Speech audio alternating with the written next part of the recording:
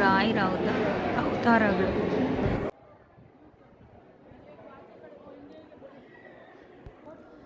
ಇಲ್ಲಿ ಒಬ್ಬ ಅಮ್ಮ ಇದ್ದಾರೆ. ಅವ್ರಿಗೆ ಒಂದು 43-40 ವರ್ಷ ಆಗಿದೆ.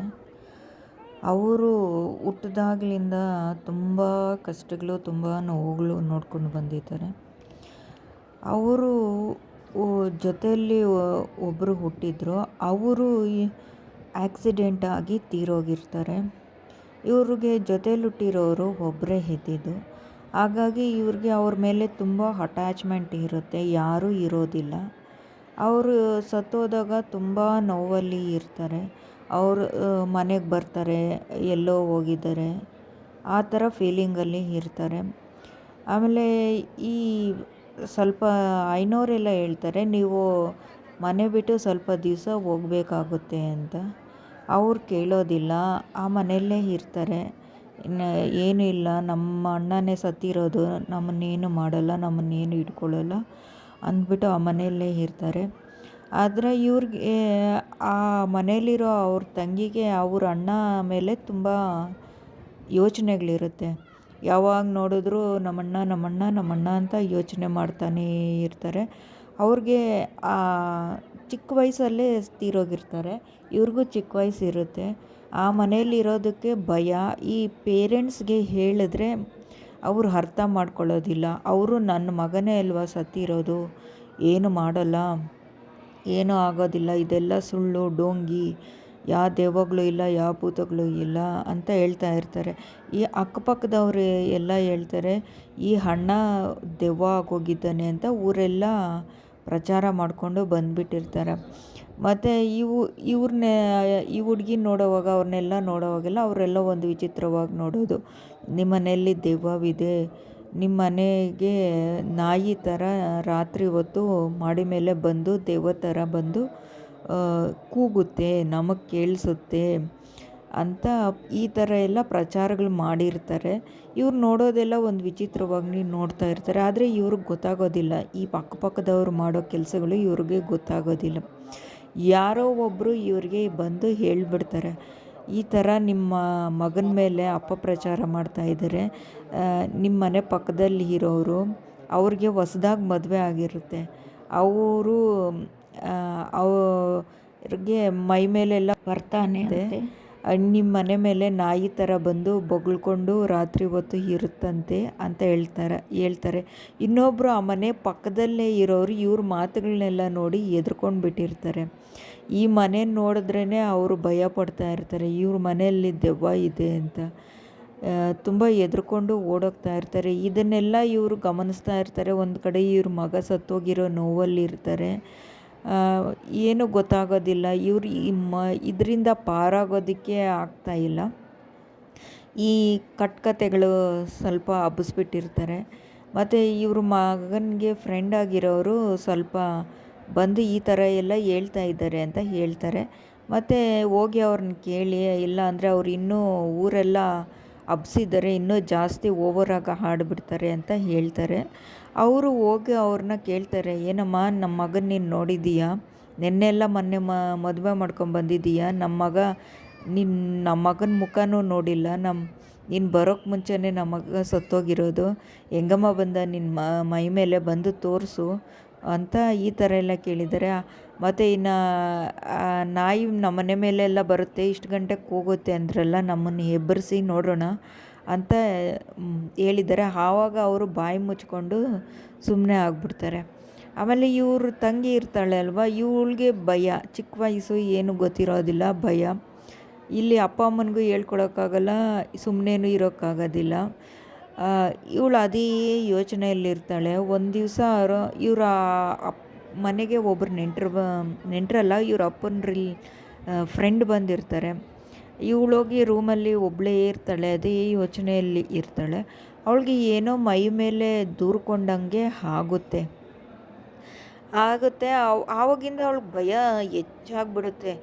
ಏನು ನೋಡಿದ್ರೂ ಭಯ ಪಡೋದು, ಯಾವ ಒಂದು ಗಾಡಿ ನೋಡಿದ್ರೂ ಭಯ ಬೀಳೋದು, ಎಲ್ಲಿ ಆಕ್ಸಿಡೆಂಟ್ ಆಗುತ್ತೋ, ಎಲ್ಲಿ ಬಿದ್ದೋಗ್ತೀವೋ, ಯಾವುದಾದ್ರೂ ಗಾಡಿಯಲ್ಲಿ ಕೂತ್ಕೊಂಡು ಹೋದರೆ ಎಲ್ಲಿ ಬಿದ್ದೋಗ್ತೀವೋ, ಯಾರು ಬಂದು ಗುದ್ದು ಬಿಡ್ತಾರೋ, ಈ ಥರ ಭಯ, ವಿಪರೀತ ಭಯ. ಕಾರುಗಳು ನೋಡಿದ್ರೂ ಸಾಕು, ಗಾಡಿಗಳು ನೋಡಿದ್ರೂ ಸಾಕು ಓಡೋಗಿಬಿಡ್ಬೇಕು, ಇಲ್ಲಾಂದರೆ ಅವುಗಳ್ನ ಪುಡಿ ಪುಡಿ ಮಾಡಿಬಿಡ್ಬೇಕು.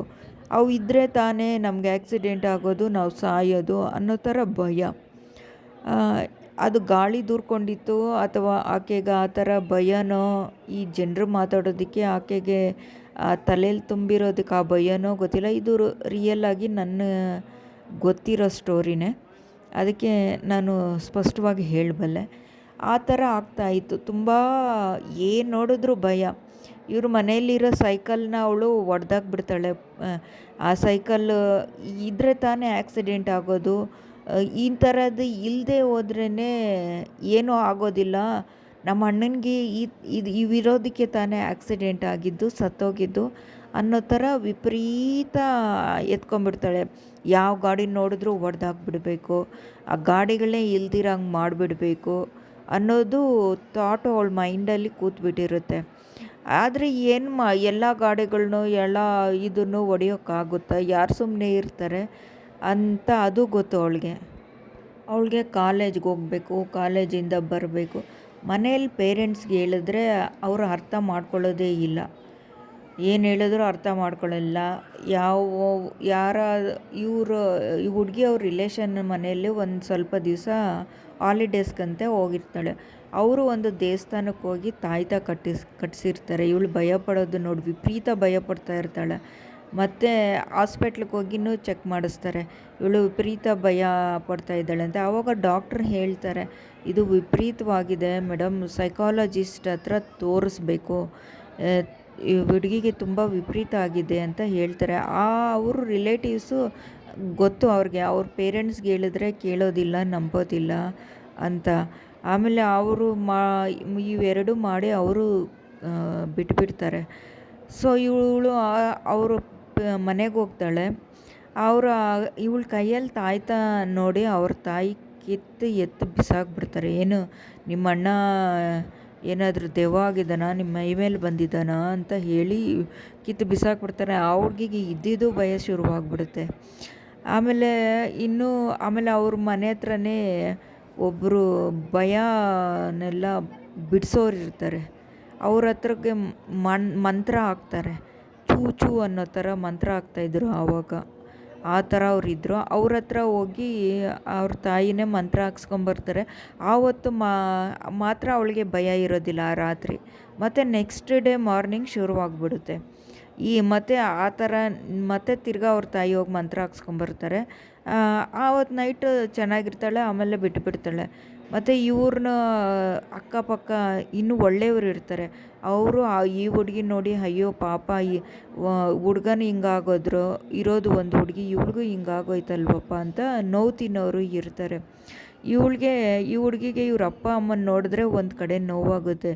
ನಮ್ಮ ಅಣ್ಣನೂ ಹೋಗ್ಬಿಟ್ಟ, ಇರೋದು ನಾನು ಒಬ್ಬಳೇ, ನಮ್ಮ ಅಮ್ಮ ನಮ್ಮ ಅಪ್ಪನ ನಾನು ನೋಡ್ಕೊಬೇಕು, ನಾನು ಹೋದರೆ ಇವ್ರು ಬದುಕೋದಿಲ್ಲ, ಉಳಿಯೋದಿಲ್ಲ ಅಂತ ತುಂಬ ಧೈರ್ಯ ತಗೊತಾಳೆ, ತುಂಬ ಹರಸಾಹಸ ಪಡ್ತಾಳೆ. ಇವ್ರ ಅಪ್ಪ ಒಂದು ಕಡೆ ದೇವ್ರಿಗೆ ಪೂಜೆ ಮಾಡ್ತಾ ಇರ್ತಾರೆ. ಈ ಹುಡುಗಿ ಭಯ ಪಡೋದು ನೋಡಿ ಆ ದೇವ್ರಿಗೆ ಅಂಟಿಸ್ತಾ ಇರೋ ಊದುಬತ್ತಿನೂ ಎತ್ತು ಬಿಸಾಕ್ಬಿಡ್ತಾರೆ.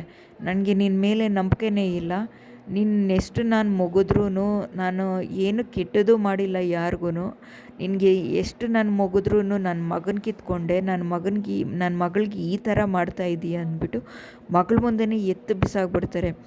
ಆವಾಗ ಮಗಳಿಗೆ ಒಂಥರ ಅನಿಸ್ಬಿಟ್ಟು ನಾನು ಧೈರ್ಯ ತಗೊಬೇಕು, ಇಲ್ಲಾಂದರೆ ನಮ್ಮಪ್ಪ ನಮ್ಮಮ್ಮನೂ ಉಳಿಯೋಲ್ಲ ಅಂತ ಇವಳ ಮನಸ್ಸಿಗೆ ನಾಟು ಬಿಡುತ್ತೆ. ಏನಾದರೂ ಆಗಲಿ ನಾನು ಇದರಿಂದ ಹೊರ್ಗಡೆ ಬರಲೇಬೇಕು ಅಂತ ಮನಸ್ಸಲ್ಲಿ ಹುಟ್ಟುತ್ತೆ ಅವಳಿಗೆ. ಸರಿ, ಆವಾಗ ಏನು ಮಾಡಿದ್ಲು ಅಂದರೆ, ಅವಳಿಗೆ ಗೊತ್ತಿಲ್ಲ ಈ ಪ್ರಾಣಾಯಾಮ ಯೋಗ ಇದ್ರ ಬಗ್ಗೆ ಅವಳಿಗೊಂಚೂರು ತಿಳುವಳಿಕೆನೇ ಇಲ್ಲ. ಆವಾಗೆಲ್ಲ ಉದಯ್ ಟಿ ವಿ ಮಾತ್ರ ಬರ್ತಾ ಇದ್ದಿದ್ದು ಆ ಕಾಲದಲ್ಲಿ. ಆವಾಗ ಅವಳು ಉದಯ್ ಟಿ ವಿನ ಆನ್ ಮಾಡಿದಾಗ ಸ್ವಲ್ಪ ಪ್ರಾಣಾಯಾಮದ ಬಗ್ಗೆ ಗೊತ್ತಾಯಿತು, ನೋಡಿದ್ಲು. ಸರಿ ಅಂದ್ಬಿಟ್ಟು ಅವಳಿಗೆ ಮಾಡೋಣ ಅಂದ್ಬಿಟ್ಟು ಪ್ರಾಣಾಯಾಮ ಮಾಡೋದು ಶುರು ಮಾಡಿದ್ಲು. ಆವಾಗ ಒಂದು ಸ್ವಲ್ಪ ರಿಲೀಫ್ ಆಯಿತು ಅವಳಿಗೆ, ಅದರ ಪ್ರಭಾವ ಅವಳಿಗೆ ಗೊತ್ತಾಯಿತು. ಅಯ್ಯೋ ಇದನ್ನು ನಾನು ಸ್ವಲ್ಪ ಪ್ರಾಕ್ಟೀಸ್ ಮಾಡಿ ಹೊರಗಡೆ ಬರಬೇಕು ಅಂತ ಪ್ರಾಣಾಯಾಮನ ಶುರು ಮಾಡ್ತಾಳೆ. ಬಟ್ ಅವಳು ಕ್ಲಿಯರಾಗಿ ಹೊರಗಡೆ ಬರೋದಿಲ್ಲ. ಒಂದು 5% ಕಮ್ಮಿ ಆಗಿರ್ಬೋದು ಅಷ್ಟೇ.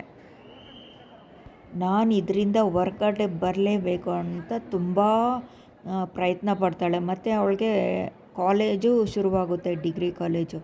ಆಮೇಲೆ ಕಾಲೇಜಿಗೆ ಹೋದಾಗ ಈ ಹುಡುಗಿರ ಜೊತೆ ಸೇರಿ ಸ್ವಲ್ಪ ಫ್ರೆಂಡ್ಶಿಪ್ ಆಗಿ ಅವರಿಂದ ಸ್ವಲ್ಪ ಹೊರಗಡೆ ಬರೋದು ಆ ಥರ ಆಗುತ್ತೆ. ತುಂಬ ಹ್ಯಾಪಿಯಾಗಿರ್ತಾಳೆ. ಯಾಕಂದರೆ ಮನೆಯಲ್ಲಿರೋ ಮೂಡಿಗೆ ಕಾಲೇಜಲ್ಲಿ ಹೋದ್ರೆ ಮೂಡು ಡಿಫ್ರೆಂಟ್ ಇರುತ್ತೆ. ಹುಡುಗಿರ ಜೊತೆ ಹ್ಯಾಪಿಯಾಗಿ ಸ್ಪೆಂಡ್ ಮಾಡೋದು, ಏನಾದರೂ ಅವರು ಫಿಲಿಮ್ಗಳು ಹೋದರೆ ಅವ್ರ ಜೊತೆ ಹೋಗೋದು, ದೇವಾಲಯಕ್ಕೆ ಹೋದರೆ ಅವ್ರ ಜೊತೆ ಹೋಗೋದು, ಮಂತ್ರಾಲಯಕ್ಕೆ ಹೋದರೆ ಅವ್ರ ಜೊತೆ ಹೋಗೋದು. ಅವ್ರ ಪೇರೆಂಟ್ಸ್ಗೆ ತುಂಬ ನಂಬಿಕೆ ಇತ್ತು, ಇವಳು ಏನು ಕೆಟ್ಟ ಕೆಲಸ ಮಾಡಲ್ಲ ಅಂತ. ಅವರು ಏನು ಕೇಳ್ತಾ ಇರಲಿಲ್ಲ. ಅವಳು ಮನೆಯಲ್ಲಿ ಹೇಳಿಬಿಟ್ಟು ಹೋಗೋಳು. ಈ ಸತಿ ಹಂಗೆ ಫ್ರೆಂಡ್ಸ್ ಜೊತೆ ಸೇರಿಕೊಂಡು ಈ ಮಂತ್ರಾಲಯಕ್ಕೆ ಬರೋದಕ್ಕೆ ಅವರು ಶುರುವಾದರು. ಅವರು ಗ್ರೂಪಲ್ಲಿ ಒಂದು ರಾಘವೇಂದ್ರ ಸ್ವಾಮಿನ ನಂಬೋ ಹುಡುಗಿ ತುಂಬ ಇದ್ಲು. ಅವಳು ಇವಳಿಗೆ ಕ್ಲೋಸ್ ಫ್ರೆಂಡು. ಹಂಗೆ ಇವರಿಬ್ಬರು ಜೊತೆಯಾಗಿ ಆವಾಗ ಮಂತ್ರಾಲಯಕ್ಕೆ ಹೋಗಿ ಬರೋದು ಮಾಡ್ತಾಯಿದ್ರು. ಇವ್ರ ಪೇರೆಂಟ್ಸು ಅದಕ್ಕೇನು ರಿಸ್ಟ್ರಿಕ್ಷನ್ನು ಏನೂ ಇರಲಿಲ್ಲ, ಹೋಗಿ ಬರ್ಬೋದು ಮಂತ್ರಾಲಯಕ್ಕೆ. ಹೋಗಿ ಬರೋದ್ರಿಂದ ಇವಳಿಗೆ ತುಂಬ ದೇವ್ರ ಮೇಲೆ ಭಕ್ತಿ ಮುಟ್ತು. ಅದರಿಂದ ಅವಳು ಒಂದು ಚೂರು ರಿಲೀಫ್ ಆಗಿ ಎಲ್ಲ ಹೊರಗಡೆ ಬಂದಳು. ಅವಳಿಗೆ ಇವಾಗ ರಾಯರ ಮೇಲೆ ವಿಪರೀತ ನಂಬಿಕೆ, ವಿಪರೀತ ಭಕ್ತಿ. ಅವಳು ವಾರಕ್ಕೆ ಒಂದು ಸತಿ ಈಗಲೂ ಸಹ ಹೋಗ್ತಾಳೆ ರಾಯರ ಮೇಲೆ, ರಾಯರ ಹತ್ರಿಗೆ. ರಾಯರ್ಗೆ ಹೋಗಿ ದರ್ಶನ ಮಾಡಿಕೊಂಡು ಬರ್ತಾಳೆ. ಅವಳು ಬೆಂಗಳೂರಲ್ಲಿರೋ ದೇವಾಲಯಕ್ಕೆ ಹೋಗೋದಿಲ್ಲ, ಡೈರೆಕ್ಟ್ ಮಂತ್ರಾಲಯಕ್ಕೆ ಹೋಗ್ತಾಳೆ. ಆ ಥರ ಇದ್ದಿದ್ದ ಹುಡುಗಿ ಒಂದೊಂದು ರಿಲೀಫ್ ಆಗಿ ತುಂಬ ಚೆನ್ನಾಗಾಗಿದ್ದಾಳೆ. ಅವಳು ಇವಾಗ ರಾಯರ ಭಕ್ತೆ. ಅವಳ ಮನಸ್ಸಲ್ಲಿ ಏನಾದರೂ ಆ ರಾಯರ್ ನೆನೆಸ್ಕೊಂಡ್ರೆ ಅವಳಿಗೆ ರಾಯರ್ ಖಂಡಿತ ಅದನ್ನು ಮಾಡಿಕೊಡ್ತಾರೆ. ಆ ಭಯಗಳಿಂದ ಹೊರಗಡೆ ಬಂದಿದ್ದಾಳೆ. ಅವಳು ಏನಾದರೂ ನೆನೆಸ್ಕೊಳ್ಳಿ, ರಾಯರ ಹತ್ರ ಹೇಳ್ಕೊತಾಳೆ. ಆ ರಾಯರು ಆ ಹುಡುಗಿ ಸಂಬಂಧ ಹೇಗಿದೆ ಅಂದರೆ ಅಪ್ಪ ಮಗಳ ಥರ ಸಂಬಂಧ ಇದೆ. ಆಕೆ ಅವ್ರ ಅಪ್ಪ ಅವ್ರ ಅಮ್ಮನ ಕೂಡ ನಂಬೋದಿಲ್ಲ. ಇವಾಗ ರಾಯರೇ ನನ್ನ ತಂದೆ ತಾಯಿ ಎಲ್ಲ ಅಂತ ರಾಯರಿಗೆ ಶರಣಾಗಿಬಿಟ್ಟಿದ್ದಾಳೆ. ರಾಯರು ಹಂಗೆ ಇದ್ದಾರೆ, ಇವಳು ನನ್ನ ಮಗಳು ಅನ್ನೋ ಥರ ಇದೆ. ಅವ್ರಿಗೆ ಫೀಲ್ ಆಗುತ್ತೆ, ಗೊತ್ತಾಗುತ್ತೆ. ಅವಳೇನಾದರೂ ಮಂತ್ರಾಲಯಕ್ಕೆ ಹೋದರೆ ರಾಯರು ನನ್ನನ್ನು ನೋಡ್ತಾ ಇದ್ದಾರೆ, ಅವಳಿಗೆ ಗೊತ್ತಾಗುತ್ತೆ ರಾಯರು ನನ್ನನ್ನು ನೋಡ್ತಾ ಇದ್ದಾರೆ.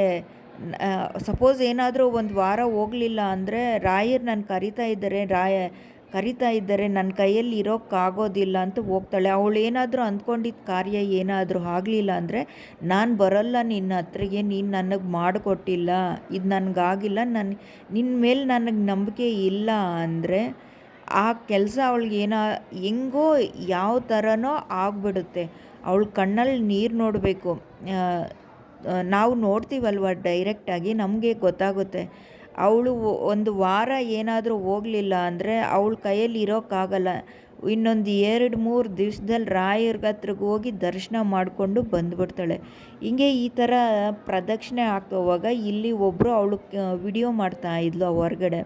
ಈ ದೇವ್ರ ಗರ್ಭದ ಗುಡಿಗೆ ಹೋಗೋವಾಗ ಅವಳನ್ನ, ಅಯ್ಯಪ್ಪ ನೀನು ಕ್ಯಾಮ್ರಾ ಎತ್ಕೊಂಡು ಹೋಗಬಾರ್ದು. ಅವಳು ಒಳಗಡೆ ಕ್ಯಾಮ್ರಾ ಎತ್ಕೊಂಡು ಹೋಗ್ತಾನೇ ಇರಲಿಲ್ಲ, ಹೊರಗಡೆ ತೆಗಿತಾ ಇದ್ದಿದ್ದು.